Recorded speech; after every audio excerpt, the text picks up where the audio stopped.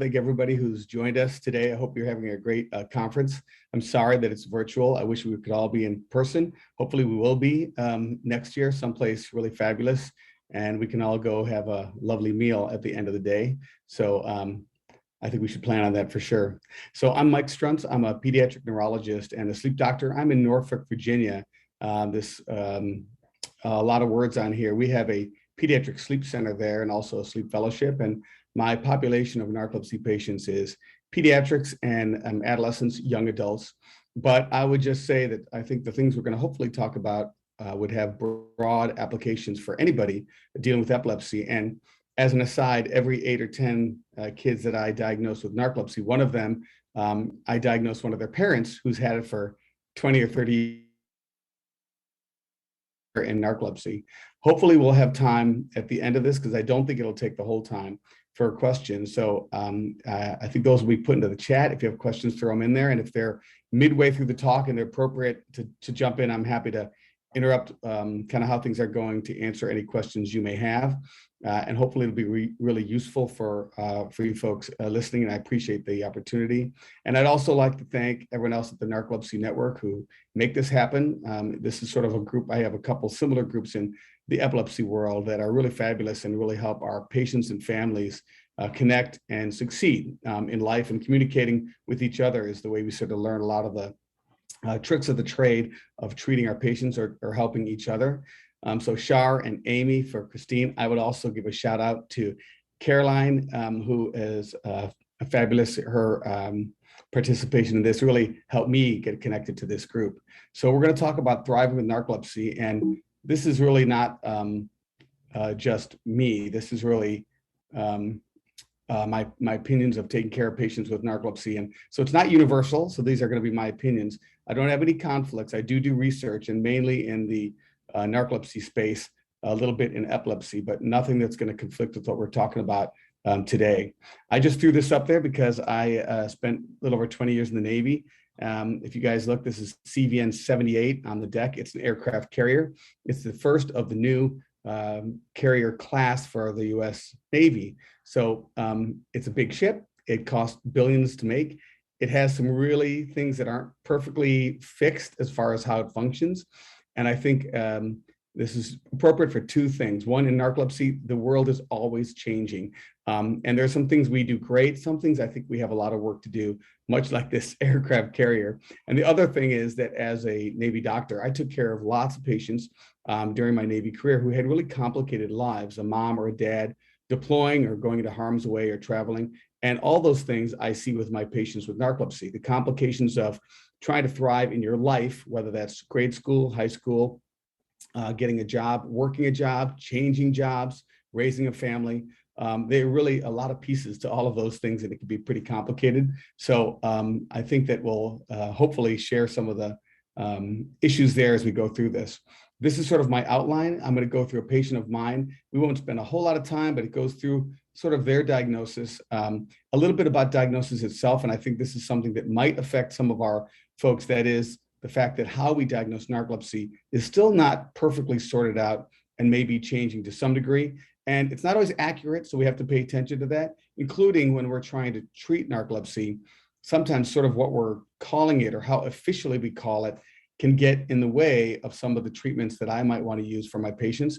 And we have to sort of be aware of that when we're talking about medicines or honestly, the simple things like an insurance company listening to me and my patient and their family when we're trying to help them. We'll talk a little bit about pathophysiology. And I know many of you out there know this pathophysiology probably better than me, but I think it is informative when we're talking about how we might address narcolepsy and really thriving and being successful, because it is not that narcolepsy is just narcolepsy. It's not just being sleepy. And I would say that for a subsection of our sleep doctors, sleep PAs, sleep providers, they approach narcolepsy sort of like, you're sleepy, so I want you to be less sleepy. And I think that's a really great first step, but in no way is it addressing the complexity of what narcolepsy is as a disease, a neurologic disease for patients of mine or for folks that are out there listening. And so if we think about that more broadly, then it's incumbent on you, but it's also incumbent on those that are providing care for you or your loved ones, to think about that. And I would not let anybody who's providing care for a patient of mine get away with doing a less than a full job when it comes to treating narcolepsy. And we'll talk about what I think that means. And then hopefully we have a few slides to talk about maybe the hints or lessons learned that I've gained from patients like Caroline and others who've really helped me become a better doctor, and some ideas that might be useful moving forward. So I'm going to just go through this case. This is based on a case of a patient of mine who's now not 15 because she is a college kid now, I think close to graduating, maybe next year. But it was she was a high school student when I met her. And she had this tired fatigue going on over about 2 years, really since high school started. One of the lessons I think I've learned is that when we get diagnosed narcolepsy, a lot of patients with this go to their doctor, whatever doctor that might be, and describe being tired and fatigued. And what physicians and PAs and nurse practitioners sort of hear is tired like I was up all night, or tired like maybe you're anemic and your blood count's low, or tired like I'm just not excited about life, like I'm sort of anxious, maybe a little depressed, so I'm just fatigued. And it's really important, and I think one of the biggest things that I've learned is that in narcolepsy, tired fatigue is not really the biggest symptom. It's sleepy and truly sleepy. And it's not because of sleep deprivation, or you might have sleep apnea, which again is often where people start who are not sleep doctors or sleep providers. They think of it in that simple kind of almost accusational terms for a lot of folks. So the sleepiness is sort of intense and always sort of right there hanging on your shoulder. So a lot of my patients will say, you know, if I'm really busy moving around, I'll be okay most of the time. But if I stop and I'm not sort of engaged, sleep can happen fast. I mean, it can happen in seconds or a minute. It can happen, I don't even know it. And it's not a choice. It just sort of enters and overwhelms me sometimes. It's not better if I sleep a good night rest to sleep longer. The sleep duration doesn't fix this thing because it's a neurologic disorder. And for my patient, she had that over a couple of years, and she was not ill otherwise. She didn't have a fever or a rash. She wasn't anemic. So in narcolepsy, it's really this sleepiness that overwhelms patients over time. It's not because some other thing is going on. So you have to look at those other things. But once you do, you have to move beyond sort of, do you snore a little bit? Were you up a little late? And hopefully we're doing a better job of educating our primary care folks who are out there on the front lines to recognize this and look at fatigue, tired, and ask about sleepy, so they get them through the door to see myself or a sleep provider. The consequences of sleepiness and all the things about narcolepsy end up being this thing where, for my patient, her grades were slipping, her mood was in the dumpster, and her folks were really concerned there was something bigger going on, because this is not the kid they raised. She's really smart, she's very talented, she's a bright, engaging, really creative person, and all those things seem to be shutting down. So she was becoming socially isolated, sort of by choice, but also because it's embarrassing if sleepiness intrudes in the wrong scenario. So of course you would do that. And that sort of looked like a mood disorder, but the idea that there was a sleep problem sort of took a backseat for a while, and that's not uncommon. So as is typical for a lot of folks with narcolepsy, her medical history otherwise was pretty unremarkable. One of the interesting things in narcolepsy is we know now, particularly in narcolepsy type 1, that this chemical, this neuropeptide hypocretin, has effects on other things in our brains and our bodies, and even metabolic effects. It's one of the important things when we think about treating it and moving forward, the chemistry of treating narcolepsy. We want to pay attention to sort of the whole patient, and some of the things that we use to treat this can be sort of a riskier thing in the short term, or have side effects that can sort of pile on top of each other. So my patient actually gained weight. She was very fastidious about her appetite. She was very conscious as an athlete, yet this was happening and she didn't understand why. That was also frustrating. And her mood really had gotten worse and worse and worse, which of course made a lot of sense. But the primary concern came out as, you're probably depressed and staying up too late. And that's not uncommon, as a lot of folks out there probably are going, yep, I've heard that before. So what I always want is a sleep story for my patient. So if it's narcolepsy, it should have a story that sounds like that, and then we can decide. But it's also true narcolepsy can take years to diagnose, and plenty of studies have shown the time for diagnosis can be many years, 6, 8, 10 years. And patients will see 4, 5, 6 different types of providers till somebody kind of puts it together. And that's because we don't often offer up the detailed history as patients. And as providers, we don't ask these detailed questions often. And that's one of the things we need to improve. So for my patient, if we go through her story briefly, she's a teenager who now will take a nap after school. So the reemergence of sleeping and napping is one of the big markers that we have to pay attention to. A lot of our patients will be like, no, I went to bed a little bit late, but I got up, I was fine all day. But starting last year or 2 years ago or 10 years ago, I would come home and take a nap, or I would choose to nap or sleep a lot on the weekends. I did not do that 3 years ago, 5 years ago, 12 years ago, but I did start doing that again. And now she was a volleyball player. So if she had practice, she would go and play hard and be great, but then would come home and nap. And sometimes she'd fall asleep and then miss practice. And of course, the consequences for her teammates and what they saw and how they sort of made some judgments there really, really hurt her in addition to just being sleepy. Her sleep schedule, her sleep at night was like any teenager. So sometimes it wasn't that great, but by no means was it that she's up half the night and horribly sleep deprived. And if she fixed her sleep schedule, which we did, it didn't make a big difference. It helped a little bit. So trying to structure her day and night, because her brain didn't know how to do that chemically, is helpful. On the weekends, she would stay up late, but sleep in late. And that didn't seem to make much of a difference either, which is also typical. In the car, forget it. If she was, I often tell my patients, you have an element of narcolepsy, because when you're in the car and you're not on a device and not driving, and sometimes when you are driving, the sleep just sort of wants to intrude. It's one of the things we always have to pay attention to.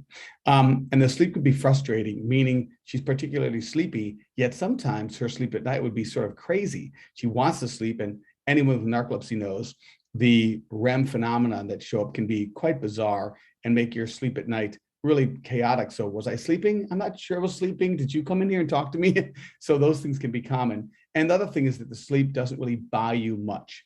One of the biggest symptoms that I'm trying to address with my patients is I'd like you to be treated effectively so you could sleep and have solid sleep. The insomnia of narcolepsy, I'd like to make that better. I'd also like to make your sleep sort of chemically healthy for you. So when you wake up at a much better place, as opposed to waking up feeling terrible. And now we'll do something to sort of impact that. And there are ways to do that. Her family history is pretty unremarkable. I'll tell you, more and more we're realizing that narcolepsy definitely can run in families. There are genetics to it. We'll talk a little bit about some of that information. But again, it's not uncommon when I see a patient, when I ask them about family members and relatives, they'll say, well, her dad or her mom or her brother, her cousin, they're really sleepy, but there's always a but. And the but is whatever their schedule is, their life or their work. And I always tell them, I don't want to hear the but what? I just want to know, are they sleepy, have a sleepy brain like yours? And if they do, please have them see somebody, because again, it's really easy to miss this. And we will blame sort of an American lifestyle, try to work harder, stay up later, build a better mousetrap sort of a plan. And that definitely gets in the way for our sleep. But even when it's better, sometimes it doesn't help. And that's when I'm concerned. And there are no concerning things for epilepsy, cardiac disease. And this is not uncommon that patients get mistaken as having not just psychiatric disease, depression or anxiety, but seizures or cardiac disease, things like that. Can you have voluntary sleep because of pain? So I'm just going to answer that question really quickly because someone just threw that out there about can you have sleep issues because of pain? And you certainly can. You can also have cataplexy. So sort of the emotional ties to that are not rare, and how that can look can be really confusing for patients, but that would not be unheard of at all. Okay, so for my patient, when they present it to me with this story, I can tell that we go over their sleep schedule. It's not just that they're up all night, that's the problem. And then I look at this hypersomnia, disorders of hypersomnia. And if we look up the classification of sleep disorders, this ICSD-3, it has a list as a grouping of sleep disorders. There's a bunch of these things listed, but primarily it is not because of these other things listed here. It's not thyroid, it's not anemia, it's not chronic fatigue, it's not lupus. These other disorders certainly exist, and they could exist with narcolepsy, but they have other signs and symptoms. It's not the same thing. Someone can be on medicine for some other thing, and that can make them very tired and sleepy as a consequence. Mood disorders often live with narcolepsy, but one of the things I see is it's mistaken as that's the only thing you have, as opposed to they live together, and they live together very, very often.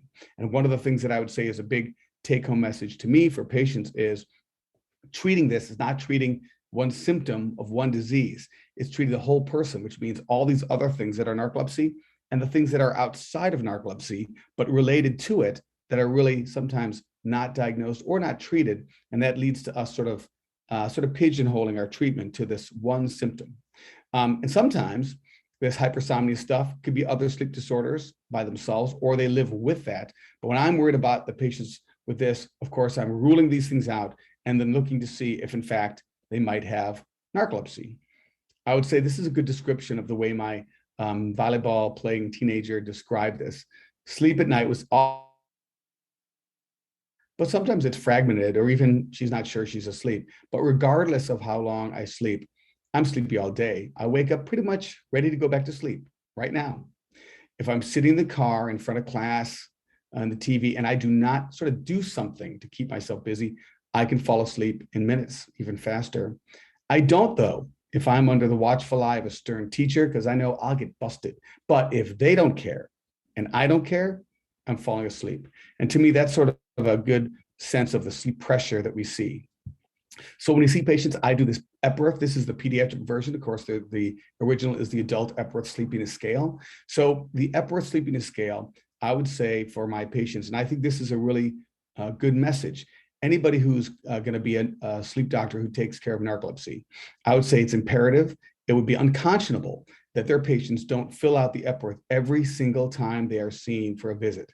This is a great number that you can track. So, for this Epworth, the cutoff is 10. If you're less than 10, we'd say that sleepiness is not a big deal.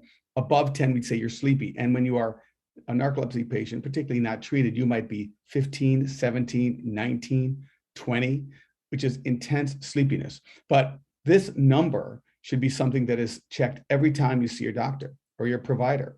You go in and they fill out the Epworth, and your Epworth was 15 and now it's 13. That's great. It was 12, now it's 16. Wait a minute, why? What's going on? So this, as a marker of the biggest symptom that we treat, is really useful in any particular patient with your relationship with your provider as sort of a barometer of how we're doing. And it'll change for lots and lots of reasons, sometimes within your control or my control, sometimes not within our control, but it's something that's really important. And I think important for our patients and our providers, because it gives us sort of a barometer to look at. I'm going to go through sort of symptoms briefly. You guys all know this. If you have narcolepsy, or if you're a caregiver, a spouse, a parent of someone with narcolepsy, you've heard all these things. But I think it's useful only because sometimes I have patients where these are under the radar or mistaken. And in fact, some of these symptoms might be causing trouble for my patients, and they're not necessarily always so aware of it, or they're used to compensating for it. And then they'll be like, oh my gosh, you're right, that's happening all the time. And I didn't realize what I was doing because of that, which was sort of a habit. I sort of learned to do that.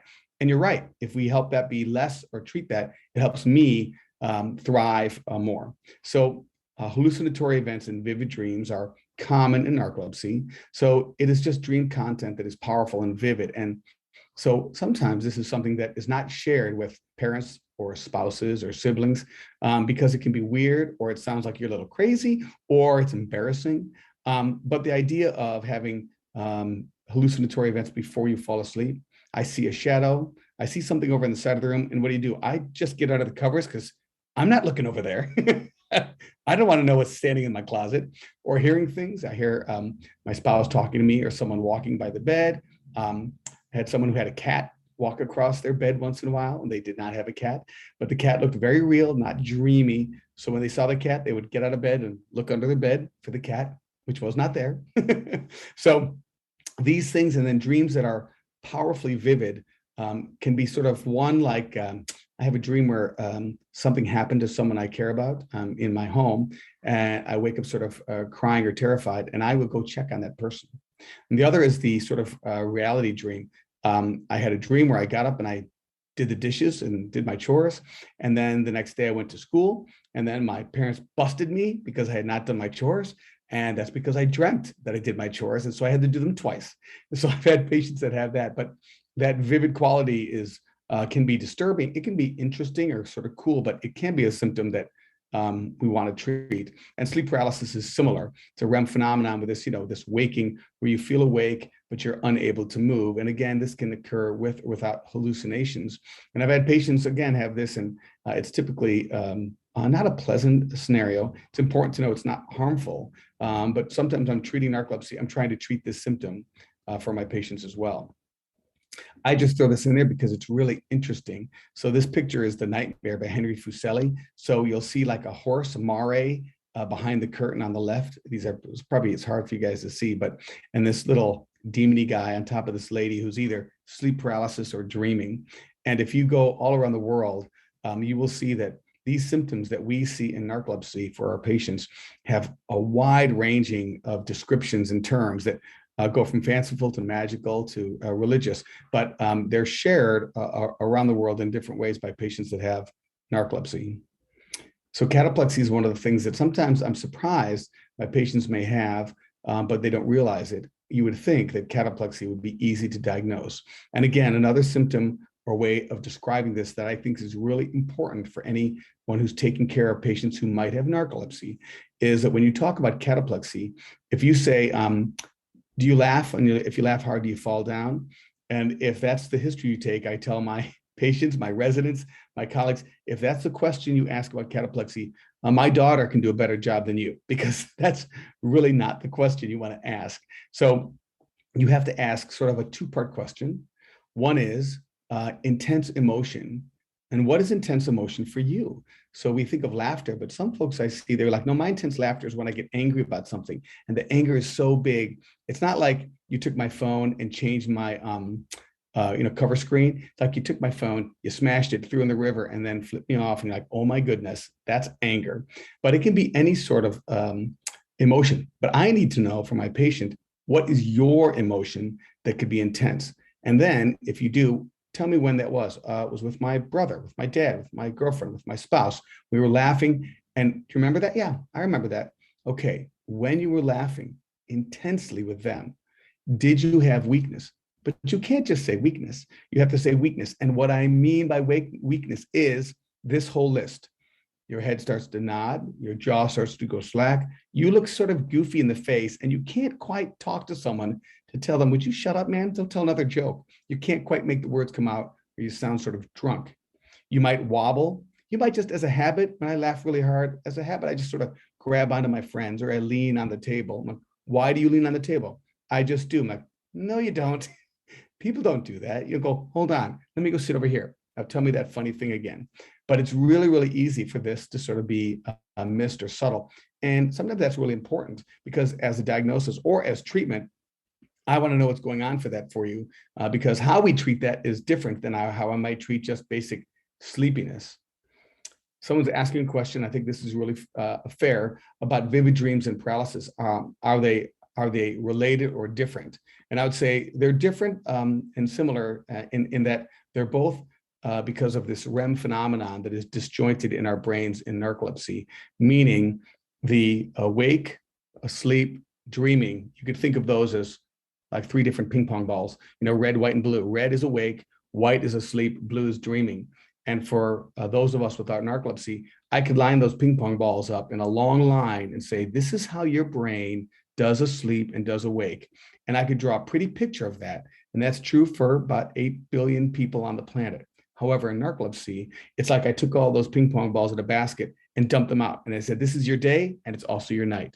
So these REM phenomena can cause confusion, that you've done something, and someone mentioned that it can be confusing about what I did or did not do around my family or my home or my chores, or did I sell something, did I buy something? And that's true. But the vivid dreams and paralysis are sort of both REM phenomena, and they can live together, or they can live separately. And this is not the same as sleepwalking. Sleepwalking or sleep talking is something lots and lots of people do, has nothing to do with narcolepsy. Now, you may do it when you have narcolepsy, but that's a really common thing as a non-REM parasomnia. That's not a dream thing when you sleepwalk and sleep talk. It's not REM. These other events are really REM dream phenomenon sort of intruding. So knowing what these are and paying attention to them sometimes is really important when we're trying to figure out what's causing trouble for you and treating it as well. So in narcolepsy, there's all these symptoms we just mentioned. And in classic narcolepsy with cataplexy, I would get that whole story. But as I mentioned, it's often fragmentary, that story. It's the second visit, the third visit that someone says, that thing you said, oh my gosh, it's totally me. Because when I'm in the kitchen, really arguing with my husband, I mean, I get really angry. I always sit at the kitchen table. And sometimes I sort of hang my head, and it's not like I'm gathering my thoughts. I have to hang my head. And then the spouse looks as like, I thought I was winning all those arguments. No, you weren't. No, you weren't. But it's surprising how those symptoms can be there. And sometimes I need to know that, because I'm going to treat, our treatment for you is addressing those things. So when we talk about narcolepsy, the pathophysiology of this thing, it's not a terribly rare disease. It's about 1 in 2,000. About half the people out there don't know it, don't know they have it, but it's not terribly rare. That's the same as in my neurology world, multiple sclerosis, for example, which is a disease lots of folks are aware of and have relatives, but they don't think about that. So it's not terribly rare at all. The peak incidence is probably teenagers, young adults, but often it can take a long time for that diagnosis for all the reasons we're talking about. This HLA association that's written here is really interesting. And that's part of the genetics of narcolepsy that we know. It's not like, say, a sickle cell disease when I see a patient where I can say, this is the gene for dad, this is the gene for mom, you each got one of these genes. It's not that simple, but there are genetics to it. So in fact, for example, in Japan, it's much more common. In Israel, it's very rare. And that's because there are these sort of genetic things that are tied to narcolepsy as a disease. It's just not as simple as how that inheritance pattern would be. But as I said, it's not at all uncommon for me to find multiple family members that would have this disorder, and some just didn't know it. And part of it is that you get used to tired sleep. You think it's normal, but it's so different than how other people have that. One question here was, is sleep paralysis equal cataplexy? And I would say that is not the same. They're often live together in patients, but sleep paralysis is a REM phenomenon of coming out of sleep or out of a dream, or even in a dream, waking, unable to move because the paralysis of dreaming is living there. But you can think of cataplexy, and one way I sometimes tell patients is when you have really intense emotion, dreams are really emotional. In dreams, all sorts of things, your heart rate goes up and down, your blood pressure goes up and down, your brain is burning glucose like crazy. It's not doing that when you're deeply asleep. So when you are really intensely emotional, your heart rate goes up, you're really emotional. That is similar to that sort of dreaming thing. So it's almost like your brain thinks that that's what's going on, so it tries to turn off your motor phenomenon. And I'm not saying that's exactly chemically what's going on, but it's a way you can sort of compare those as symptoms. Someone else said, if our doctor doesn't use the Upworth, would you recommend they initiate its use? Yeah, someone's going to call me, yell at me. I would say absolutely 100% of the time. If you go in and they don't do the Upworth, I would bring my Upworth on my phone or on a piece of paper and say, here, because I have narcolepsy, I assume you wanted this. You can help educate them, because yeah, I think that's critically important. This is one piece of information that I have that I can track within you or me to say, I'm doing a good job, I'm doing a bad job. And someone says, I didn't fall asleep in traffic driving on medicine A. I'm like, that is such a great first step. But that is not the same as all the things for narcolepsy as patients we want to treat. So there are a few more questions. I'm going to get through a few more slides and then we'll knock those out. We should absolutely have time to do that. This is that HLA association that I meant. That I mentioned, and we're finding that there are some of these HLA markers on our blood cells you can look at that make it much higher chance of narcolepsy. And there's some that are protective. If you have them, you almost could not get narcolepsy. So there's more to do there. We have more work to do, but it certainly is something that we have work to do. This is just a picture of the sleep-wake chemistry of our brains. All those terms there, those letters, are essentially areas of your brain and neurotransmitters. Our sleep is really complicated. So narcolepsy, of course, it's complicated. And as we mentioned, this neuropeptide in our brain, in narcolepsy type 1, these are two pictures here, one from one study, one from another. There were patients who had narcolepsy with cataplexy. On the left was pathologic specimens from a brain where someone donated that after death. And you look at narcolepsy and non-narcolepsy, and all those dots that you see are in the hypothalamus. Those black dots are hypocretin cells. and the left one, narcolepsy, you don't see them because those cells they're gone. And this graph on the right with all those dots on the bottom are a bunch of neurologic disorders. But if you look to the very, very far right, you see all those X's below that dotted line. That is where the hypocretin level is in patients who have narcolepsy with cataplexy. And the hypocretins for those other folks are all up higher and all over the map. So this is really important for us to understand in this disorder, that piece of what's going on for our patients. And there also was a really interesting study not a study, but a thing that happened in Ireland, Denmark, a number of countries where they use this vaccine against the H1N1 flu that came out, that bird flu, back in the late 2008, 2009. And if you just look at the bars on that graph, all the black bar that goes straight across is the incidence of narcolepsy over these few years. And the other bars that are colored that spike up are what happened in kids who got this vaccine, which unfortunately affected their hypothalamus and the narcolepsy cells. And so when they had this immune phenomenon that attacked those neurons, the incidence went up. And this sort of was one of the things that helped on in regard to narcolepsy, particularly narcolepsy with cataplexy. So diagnostically, I would just say we have to pay attention that sometimes I have to do a sleep study with that MAP test. I might have to do it again on a patient because they were on a medicine that affected their sleep, or they were really stressed and anxious when we tried to do it. If I have someone who has cataplexy, I think more and more and more today that we think about doing a lumbar puncture. That sounds sort of scary, but honestly, it's really not that complicated at all. And I can look and check that protein we're just talking about, that hypocretin. I can check it and prove that yours is normal, moderately low, or very, very low. And that can be helpful, particularly when I'm talking about diagnosing, or my patient's going to go see some other doctor, or I'm trying to treat them with a specific treatment and I need some more evidence. And so these are all things, just your mood, what medicines you're on, how you're feeling, all of those things can make that NAP test not as accurate. So I want to get to my patient and talk a little more about her so we have a little bit of time. But so one of the things for narcolepsy that I think is really important is that we realize narcolepsy is not just sleepy. All the things we're talking about that are these other phenomena because of how narcolepsy affects your brain, or even the metabolic things of your brain, we have to pay attention to those things if we're going to treat our patients with this. So it's not just sleepy. There are other sleep disorders. You might have sleep apnea too. I need to know about that. The social withdrawal, where I sort of backed out of a lot of things, and is normal. If this is you, of course that's going to happen. So the brain fog that a lot of patients have, that's a part of narcolepsy, but a lot of folks don't pay attention to it. And sometimes our providers don't pay attention either. But it's really, really important that I'm addressing not just did you fall asleep at a red light, but how are you functioning with your family, your peers, and work? Are you engaged the way you want to be? And if there are mood issues tied to this that are because of it, or just live with it, am I paying attention to that to help you? So I mentioned some of these things. There are also mood issues like ADHD that can look like that in narcolepsy, but they can also live together.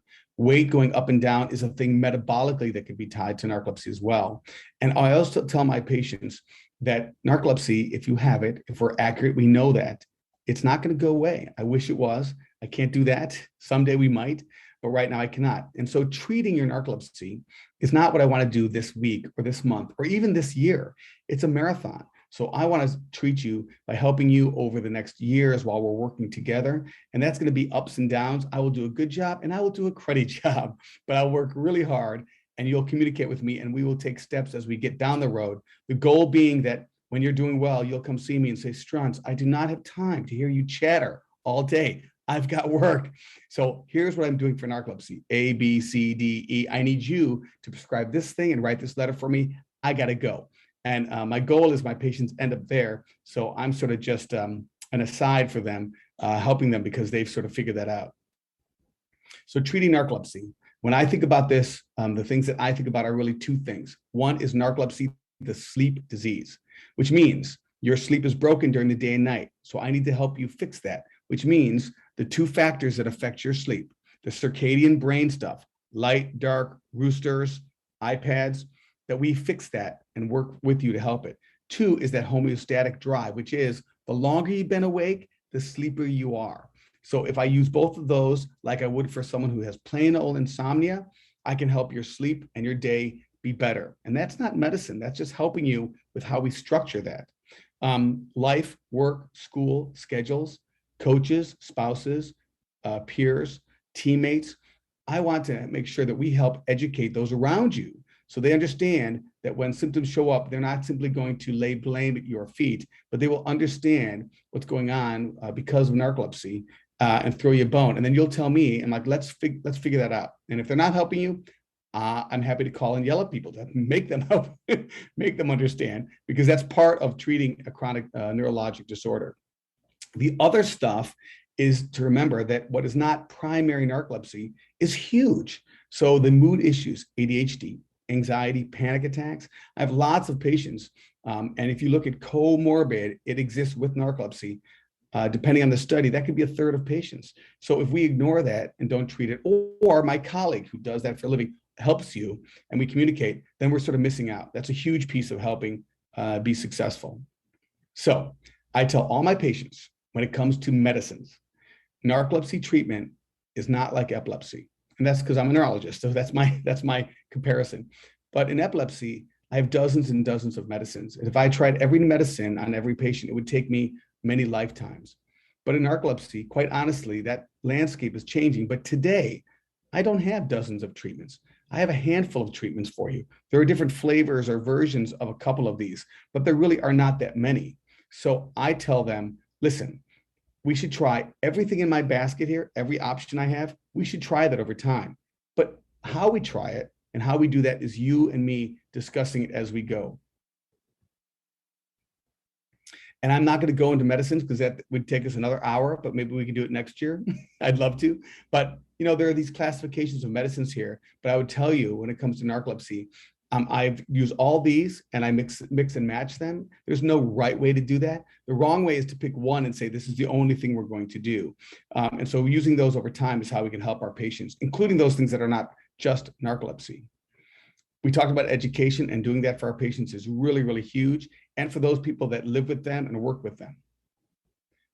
For my patient, we set her up for seeing a counselor. She did that, doesn't do it as much now because we've really worked through that. She's been through a bunch of medicines, and exercise for her was something we did. This is a short list of what we did for her. We set up a plan for sleep and the daytime, and we followed that strictly. We provided written material for her colleagues, school.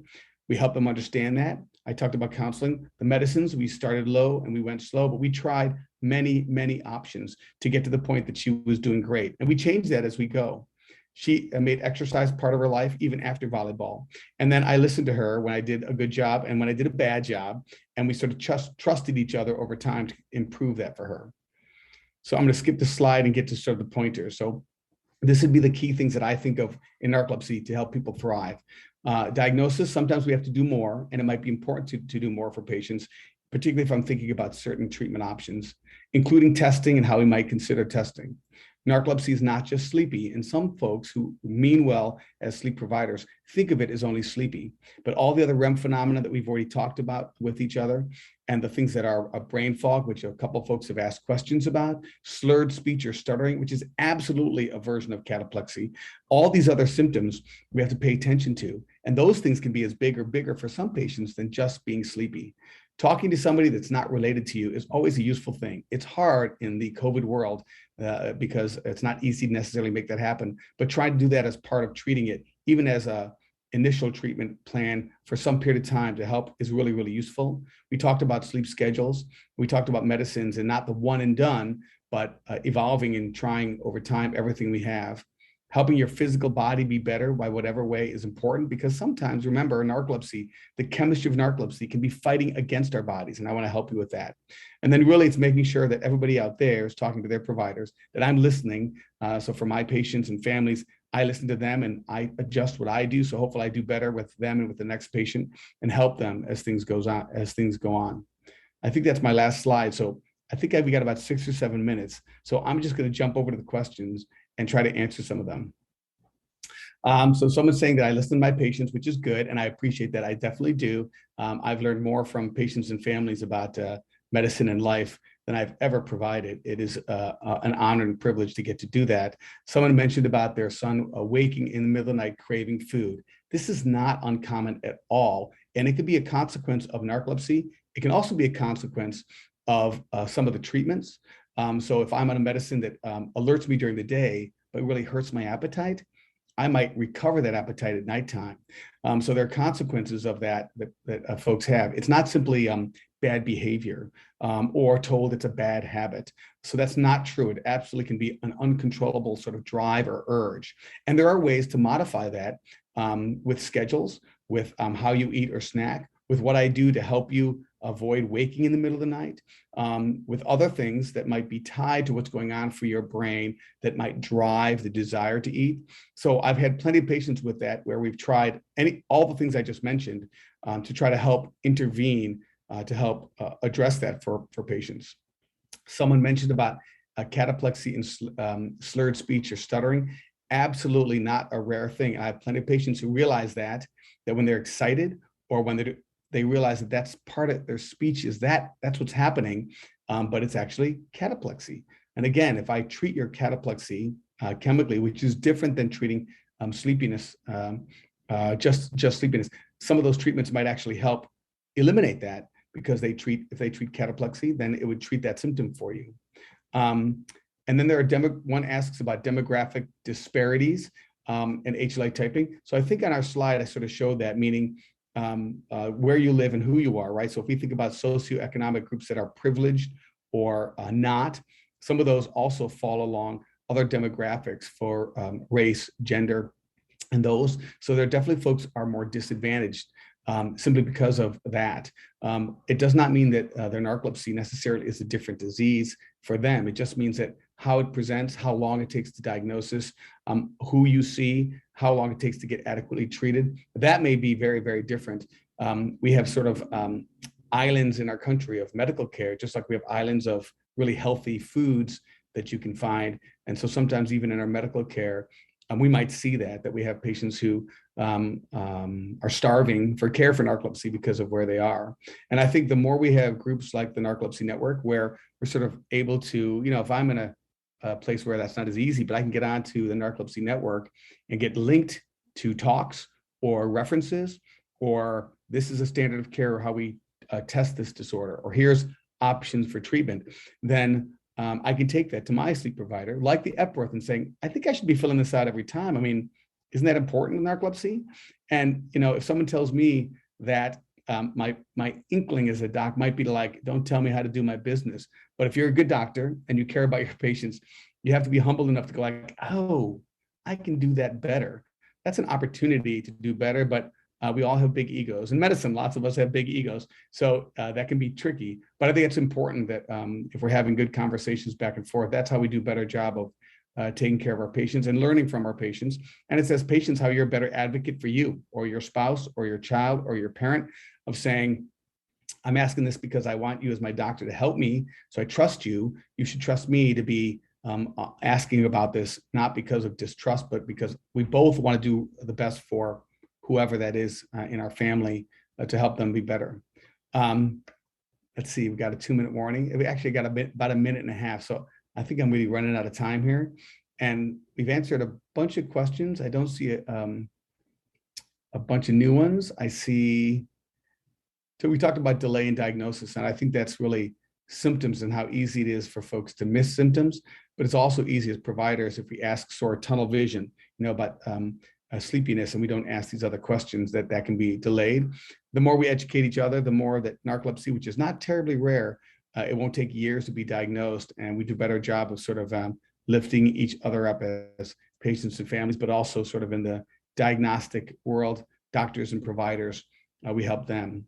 So I'm going to finish up here, because if I finish up 30 seconds early, I've used less than my allotted time. That's always a winner. So I appreciate you guys all hanging out, and I appreciate your questions. And I hope we get to do something like this in person next year. And I hope I get a chance to be there in person and do a talk and get to meet a lot of folks. I think this is just the best way that we have to help each other do a better job, take care of each other in this sort of crazy world we're in right now. So I will just say thank you again for everybody who joined us. I hope you've had a great conference, and appreciate you hanging in there. These for a long day or a long couple of days, and look forward to seeing a bunch of you hopefully next year. Thanks so much. You guys have a great day.